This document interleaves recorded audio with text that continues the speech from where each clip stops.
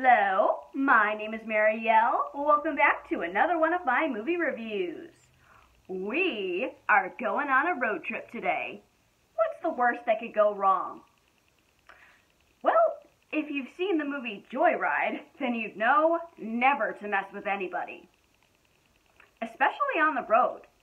Put on your seatbelt and let's start talking about this film. Joyride drove into theaters in 2001. On a road trip from Connecticut to New Jersey, two siblings think it's a fun idea to prank a truck driver over a CB radio. Now being pursued by a sinister being, they're lucky if they make it out of the situation alive. You never know what can happen on road trips. Road trip films are my favorite, especially when a layer of horror is added. If Joyride teaches you anything, never mess with other drivers while on the highway. Joyride is one suspenseful film so terrifying to what the characters endure. The late Paul Walker and Steve Zahn had good chemistry. They were so natural in all their interactions and reactions to horror. Not close, taking a road trip helps the siblings bond more. Except they're not always on good terms, quarreling over little things. I really like Zahn's visceral performance. Not only is he an underrated actor, but he can perform in any genre. All his dialogue and bug-eyed reactions were played exceptionally well.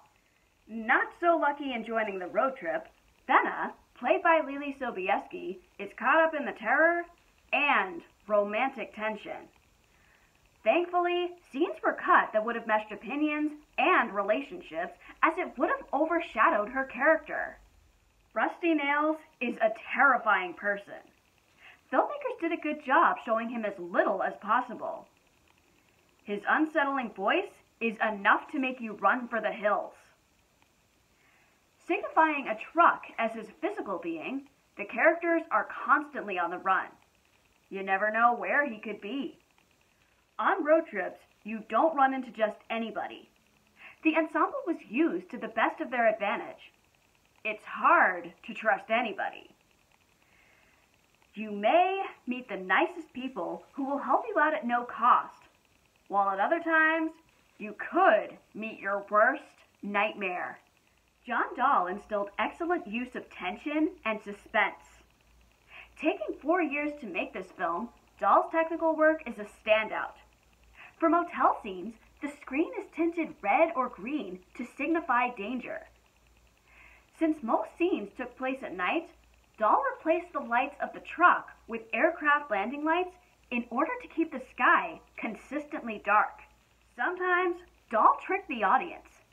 One of my favorite scenes involved the duo speeding down the dark roads, terrified that their enemy is after them. Until reaching a dead end.